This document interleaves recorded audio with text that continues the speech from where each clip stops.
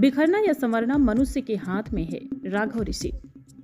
बता दें, नगर panchayat Ghaghsara main market स्थित राधा कृष्ण मैरिज वाटिका में स्वर्गीय नेबूलाल जी की पूर्ण स्मृति में अग्रहरी परिवार द्वारा आयोजित भागवत कथा के द्वितीय दिवस काशी निवासी अंतर्राष्ट्रीय ख्याति प्राप्त वक्ता श्री विद्यासिद्ध एवं ज्योति सम्राट पूज्य राघव ऋषि जी ने कहा कि माया को चाहने वाला बिखर जाता है और भगवान को चाहने वाला निखर जाता है। परीक्षित को श्राप हुआ, अतः उसे भयमुक्त करने के लिए सुखदेव जी आते हैं। प्रभु मिलन की आतुरता के कारण ही संत मिलन होता है। जीव जब परमात्मा से मिलने के लिए आतुर होता है तो प्रभु कृपा से संत मिलते हैं। संसार में रहते रहते संत वृत्ति जागृत करनी चाहिए। कथाक्रम को आगे बढ़ाते हुए ऋषि जी ने कहा कि जन्म मृत्यु जरा व्याधि के दुखों का विचार करोगे तो वैराग्य उत्पन्न होगा और पाप छूटेंगे। निद्रा और विलास में रात्रि गुजर जाती है, धन प्राप्ति व कुटुंब पालन में दिन गुजर जाते हैं। कपिल भगवान ने अपनी माता को उपदेश देते हुए कहा, जो समय बीत गया उसका विचार मत करो, वर्तमान को सुधारो ताकि भविष्य समझ सके। जो सोया रहता है वह लक्ष्य से भटक जाता है, जागे हुए को ही कन्हैया मिलता है। ध्रुव चरित्र की चर्चा करते हुए बताया कि यह जीव ही उत्तानपाद है। इसकी 2 पत्नियां हैं, सुरुचि, सुनीति।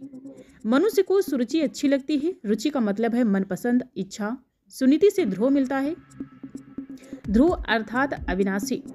जब तक नारद रूपी संत नहीं मिलते तब तक प्रभु की प्राप्ति नहीं होती। संत ही प्रभु से मिलाते हैं। भगवान ने ध्रुव को दर्शन दिया। उत्तानपाद भी ध्रुव के स्वागत के लिए दौड़ता है। यदि तुम परमात्मा के पीछे लगोगे तो संसार तुम्हारे पीछे लग जाएगा। बाल्यावस्था से जो भगवान की भक्ति करता उसे प्रभु कृपा अवश्य मिलती है।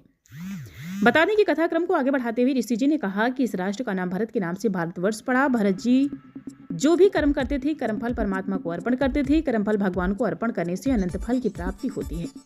उन्हें युवावस्था में वैराग्य हुआ। वह राज्य छोड़कर वन में जाकर भगवान की सेवा करने लगे। मानसी सेवा श्रेष्ठ कही गई है, जिससे अंतःकरण शुद्ध होता है। जी हाँ, बता दें कि अधिकतर पाप शरीर से नहीं मन से होता है।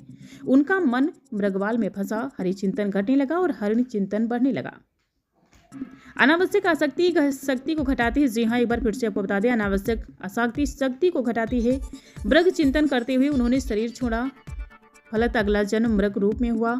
जीवन इस प्रकार जियो कि तुम सावधान रहो। मृत्यु आए, कहीं ऐसा ना हो कि तुम्हारी तैयारी ना हुई हो और मृत्यु तुम्हें उठा ले जाए। सौरभ ऋषि जी ने बदलेगा किस्मत सांवरिया भजन गाया तो लोग आनंद विभोर हो नृत्य करने लगे। ज्ञान धन या प्रतिष्ठा कमाने के लिए नहीं, बल्कि परमात्मा प्राप्ति के लिए है। राजा रहुगढ़ को जड़ भरत ने उपदेश देते हुए कहा कि मन के बिगड़ने से संसार बिगड़ जाता है। रावण हिरण्याक्ष का मन बिगड़ गया, अतः उनका संसार बिगड़ गया। जीव को अनावश्यक आसक्ति छोड़कर प्रभु की भक्ति करनी चाहिए। दुख सहकर ईश्वर का भजन करने से पाप नष्ट होते हैं। भरत ने प्रभु का ध्यान करते हुए शरीर का त्याग किया। सत्संग महिमा पर बोलते हुए पूज्य ऋषि जी ने कहा कि मनुष्य सत्संग में जितना समय बिताता है उतना ही सही अर्थ में जिया है। विदुर जी उद्धव जी का मिलन हुआ व उनका दिव्य सत्संग हुआ। मनुष्य अपने आप को पहचान नहीं पाता। एक हास्य प्रसंग की चर्चा करते हुए ऋषि जी ने कहा कि एक आदमी जंगल में पला बढ़ा।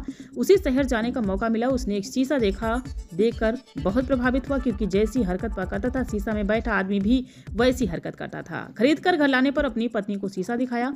देखकर वह रोने लगी कि तुम मेरी सौत को ले आए हो। सासू से शिकायत करके वह शीशा उसके हाथ में दिया।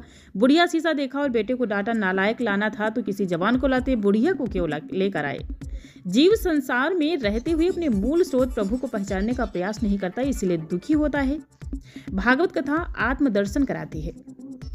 बता दें कि पोथी पूजन एवं व्यास पूजन मुख्य यजमान श्रीमती सुभावती देवी तथा उनके पुत्रों द्वारा संपादित किया गया। नगर पंचायत अध्यक्ष प्रभाकर दुबे, अशोक अग्रहरी, रविंद्र अग्रहरी, प्रधान राजेश त्रिपाठी, सभासद अरविंद अग्रहरी, कृष्ण मोहन कसौधन, उदय नाथ चौरसिया, रामजनक मौर्य, सुरेंद्र मौर्य, कौशल सिंह पन्नेलाल, राम शब्द, रामजीत, राकेश, राजेंद्र, बबलू, विजेंद्र, हनुमान, ज्ञानचंद, श्रीधर, नंदन अग्रहरी, राकेश दुबे, सुधाकर पांडे, राजन मिश्र, अरविंद तिवारी, आद्याराम मिश्र, गौतम यादव सहित अनेक भक्तों ने प्रभु की भव्य आरती की।